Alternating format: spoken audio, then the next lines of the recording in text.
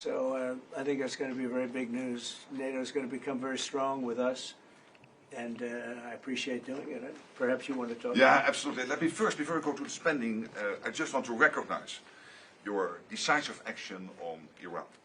Thank you. You are a man of strength, but you're also a man of peace.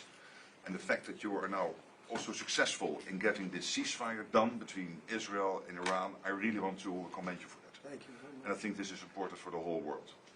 Then on spending, it's absolutely true. I want to state here, without President Trump, this would not have happened. In 3 stages. When you became president in 2016, 2017, you forced Europeans and Canadians to pay more. At this moment, the result of that phase is $1 trillion extra aggregate defense spending by the Canadians and the Europeans.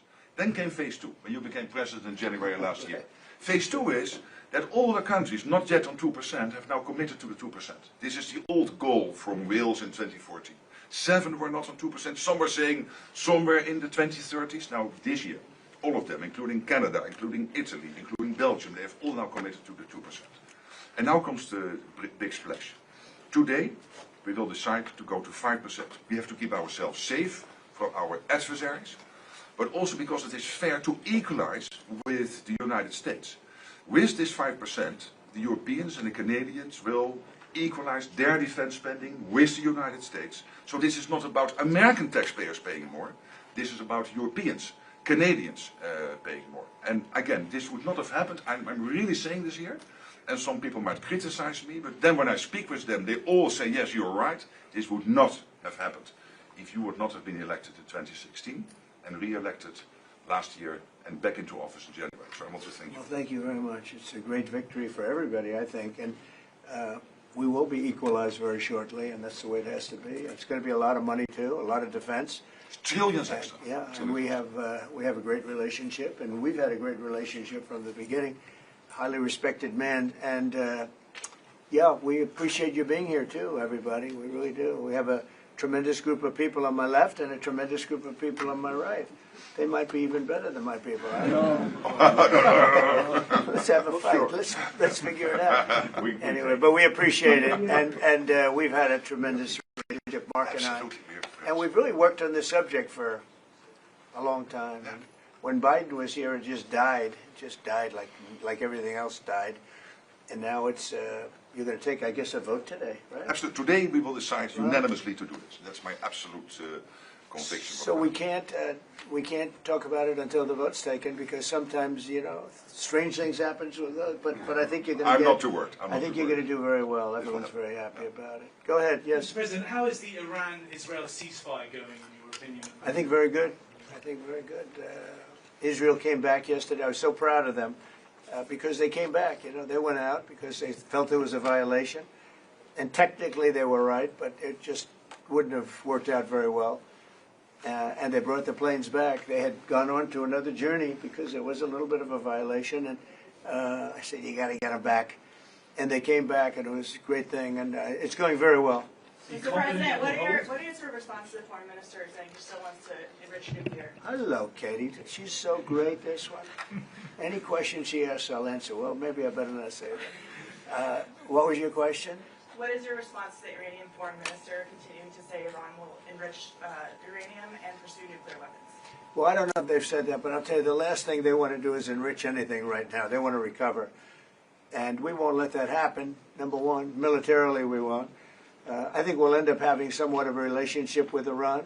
I see it. Look, I've had a relationship over the last 4 days. They agreed to the ceasefire. And it was a very equal agreement. They both said, that's enough. They both said it. But no, they won't do that. The last thing they want to do, Katie, is enrich. They're not looking to, they're not, can you imagine after all of that, they're going to say, oh, let's go and do a bomb. You know, there could be a day in the future, and then somebody else taking our place will be saying, don't do it. And maybe they won't do it as well, I don't know. But they're not going to have a bomb, and they're not going to enrich. And we believe all of the stuff is down there. We don't think they had nearly the time, because to get that out is a very difficult thing. It's not like moving a package or taking this carpet up and moving it. It's very difficult. It's very dangerous to do. We believe it's all down there. We had a tremendous victory, a tremendous hit. And because of that, they I don't think they would have been down there because they knew we were coming. When they know we're coming, they're not going to be down in that, 30 stories underground.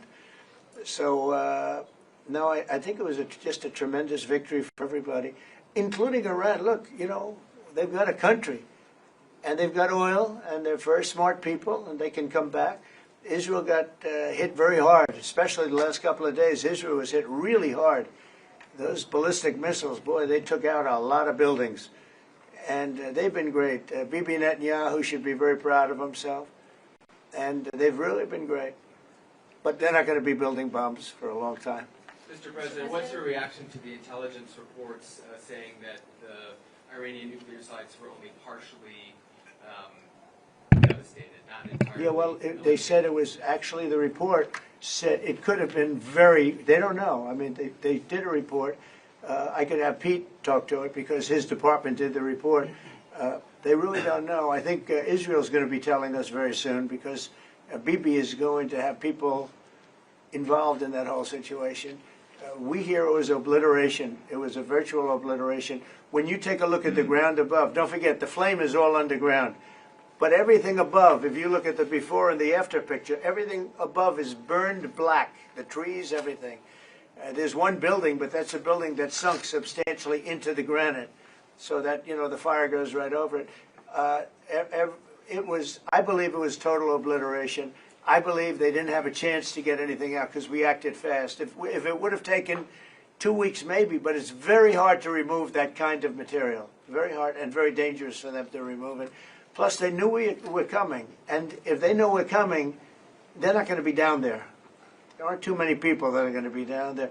Pete, do you have something to say about that? Well, Mr. President, when you talk to the people who built the bombs, understand what those bombs can do, and deliver those bombs, they landed precisely where they were supposed to, so it was a flawless mission. Flawless. Right down where we knew they needed to enter, and given the 30,000 pounds of explosives and capability of those munitions, it was devastation underneath Fordo. And the amount of munitions, 6 per location, any assessment that tells you it was something otherwise is speculating with other motives. And we know that because when you actually look at the report, by the way, it was a top secret report, it was preliminary, it was low confidence. All right, so this isn't, you make assessments based on what you know. They said it could be very devastating, very serious. Moderate to severe, and we believe far more likely severe and obliterated. So this is a political motive here. Is there a leak investigation? Of course, we're doing a leak investigation with the FBI right now because this information is for internal purposes, battle damage assessments, and CNN and others are trying to spin it to make the president look bad when this was an overwhelming success. We had a tremendous success, and this is the New York Times. I call it the failing New York Times. It's going to hell. And CNN, which, as you know, very few people are watching. And you would think they'd do the opposite. You would think they'd want to say, this was an unbelievable success. And the thing that hurts me is it's really demeaning to the pilots and the people that put that whole thing together, the generals. That was a perfect operation. And when you look at the holes, and this was done from 52,000 feet, there was no moon, there was no light, and those 3 holes are right together. And also, and nobody talks about this, we shot 30 Tomahawks from submarines, in particular one submarine, but that was 400 miles away. Mm-hmm.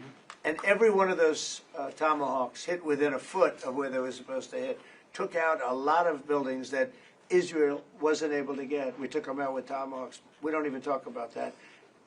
This was a devastating attack, and it knocked them for a loop. And if it didn't, they wouldn't have settled. If they had won, if we didn't take it out, they wouldn't have settled. Somebody mentioned that to me last night. If that thing wasn't devastated, they would have never settled. Marco, do you have something to say? No, first of all this stuff about the intelligence, this is what a leaker is telling you the intelligence says. That's the game these people play. They read it, and then they go out and characterize it the way they want it characterized, and they're leakers. This is the game they play. So that's number one. Number two, here's a fact. The conversion facility, which you can't do a nuclear weapon without a conversion facility. We can't even find where it is, where it used to be on the map. You can't even find where it used to be because the whole thing is just blackened out. It's gone. It's wiped out. It's wiped out. Then we dropped 12 of the strongest bombs on the planet right down the hole in 2 places. Everything underneath that mountain is in bad shape. And I refer you to the statement of the IAEA, Mr. Grossi. You know what he said? He said there was Iran, the way it looked the day before the attack, and what their nuclear program looks like now, two very different things. They are way behind where they were just 7 days ago. Now, anything in the world can be rebuilt, but now we know where it is, and if they try to rebuild it, we'll have options there as well. But all this leaker stuff, these leakers are professional stabbers. That's what they are. They go out and they read this stuff, and then they tell you what it says against the law, but they characterize it for you in a way that's absolutely false. There's no way Iran comes to the table if somehow nothing had happened. This was complete and total obliteration. They're in bad shape. They are way behind today compared to where they were just 7 days ago because of what the president did. Marco, can I just alert you to one other aspect? So the great thing is you took out the nuclear capability of Iran. This was crucial. You did it in a way which is extremely impressive. But the signal sends to the rest of the world that this president, when it comes to it, yes, he is a man of peace, but if necessary, he is willing to use strength, the enormous strength of the American military. So I think that signal to the rest of the world, this is far beyond Iran, is extremely important. So let me also point us to that aspect of what happens. They went down, Iran went down to the site afterwards. They said it's so devastated, and they settled when they saw what we did to it. And frankly, if we didn't do that, they would have had a lot of ammunition to keep going. They wouldn't have settled. Somebody brought that up, and 2 Iranians went down to see it, and they called back, and they said, this place is gone. So it's just fake news by CNN, which has got no ratings. It's a failed network. Anybody here from CNN, by the way? Because you're a really disgraceful network. MSNBC, I think, is actually worse. But they're all pretty bad. But yours is good, Katie, I'll tell you. You know what Marco reminded me? He did such a nice job there. It was 9 years ago I had to debate this guy. He was not easy. I think he even got better. But when you were into your little thing, I said, this is when I had to debate this guy. You think it's easy to debate him? It's not easy. How long do you think that the Iranian nuclear program has been put back by these strikes? Years or totally obliterated? I think basically decades, because I don't think they'll ever do it again. I just don't think they're going to do it. I think they're going to take their oil, they're going to have some missiles, and they'll have some defense. I think they've had it. I mean, they just went through hell. I think they've had it. The last thing they want to do is enrich. They've been trying to do it. By the way, it's hard to enrich. And, you know, when you look at a site like that, very, very hard to build. Very, very hard, very expensive. They spent trillions of dollars trying to do this thing, and they didn't come up with it. And we're actually getting along with them very well right now. But had we not succeeded with that hit ended the war. That hit ended the war. I don't want to use an example of Hiroshima. I don't want to use an example of Nagasaki. But that was essentially the same thing. That ended that war. This ended that with the war. If we didn't take that out, they'd be fighting right now. Mr. President? Yeah. If the Iranians do rebuild, would the United States... If they rebuild? Would the United States strike again? And I have also a question about But Russia. I'm not going to have to worry about that. It's gone for years. Very tough to rebuild because the whole thing has collapsed. In other words, inside, it's all collapsed. Nobody can get in to see it because it's collapsed. You can't go in to see a room that has, 10 million tons of rock in it. And the tunnels are totally collapsed. But if they rebuild? Well, they've already looked at the tunnels. This was an unbelievable hit by genius pilots and genius people in the military, and they're not being given credit for it because we have scum that's in this group, and not all of you are. You had some great reporters, but you have scum. CNN is scum. MSDNC is scum. The New York Times is scum. They're bad people. They're sick. And what they've done is they're trying to make this unbelievable victory into something less. Now, even they admit that it was hit very hard, okay? But it wasn't hit hard. It was hit brutally, and it knocked it out. The original word that I use, I guess it got us in trouble because it's a strong word. It was obliteration. And you'll see that. And it's going to come out. Israel is doing a report on it now, I understand. And I was told that they said it was total obliteration. They have guys that go in there after the hit, and they say it was total obliteration.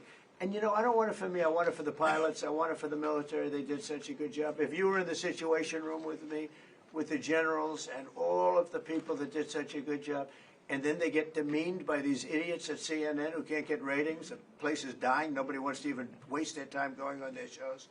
So they formed with the New York Times, who's dying also. Without Trump, you wouldn't have a New York Times. And then just changing gears to your meeting with Zelensky later today, can you give us any preview of what the two of you might be discussing? No, well, particularly we'll discuss the obvious. We'll discuss his difficulty. He's got a little difficulty. Zelensky. He's a nice guy. I mean, I'm going to meet him today. I don't know. I assume we're going to be discussing Ukraine. Yes. I mean, it seems like the most Is likely there subject. any restart talks there or anything that you might do? Well, we're going to see. I mean, I've spoken to Putin a lot, and he actually was very nice. He volunteered help on, as you know, on Iran. I said, no, I don't need help on Iran. I need help on Russia. Okay? I said, do me a favor. Help us on Russia, not on Iran. But he was very nice. We're going to talk about that. We're going to talk. I think progress is being made. I think great progress is being made on Gaza. I think because of this attack that we made, I think we're going to have some very good news. I was talking to Steve Witkoff, who, by the way, is terrific, and who knows more about this subject than anybody, the subject of what we were just talking about. He was on last night with Jesse and with Laura and with Sean. And boy, Susie, he has a great take on it. He just explains it so easily. He's really very knowledgeable. But he did tell me that Gaza is very close. Thomas, we have to go to the audience. Oh, okay. Yeah, should we go on? One follow-up on Iran. Both you and Secretary Rubio and Hegseth mentioned the leaders, but can you clarify, is the intelligence correct or is the intelligence wrong? Well, the intelligence was very inconclusive. The intelligence says, we don't know. It could have been very severe. That's what the intelligence says. So I guess that's correct. But I think we can take the we don't know. It was very severe. It was obliteration. And you'd think that a media outlet would say, isn't that a great thing? I mean, more importantly for the pilots, for the military, you take their guts out. You take their absolute guts out. They had a tremendous attack. It was a complete obliteration. The other team, the other group, Iran, said, let's stop this. And you know what? Israel said it too. Very smart. They fought like hell, and then they said, let's stop. And they're going to build themselves. And I really see it as sticking. I mean, we may do papers on it, Marco. Maybe we're going to do papers. I don't even know if you need them. They're not going to be fighting each other. They've had it. They've had a big fight, like two kids in a schoolyard. You know, they fight like hell. You can't stop them. Let them fight for about 2-3 minutes. Then it's easy to stop them. And then Daddy has to sometimes use strong language to You have get to use stuff. strong language. Every once in a while, you have to use a certain word. I think we have to join the others. Yes, we're going to join some other group. Yes, thank you. Katie, one. Just one last question. Do you believe I only, she's so good. That's the only reason I take her. Thank you, Mr. President. She used to be very difficult. Go ahead. Do you believe that this strike on the Iranian nuclear program will lead to the release of the hostages in Gaza?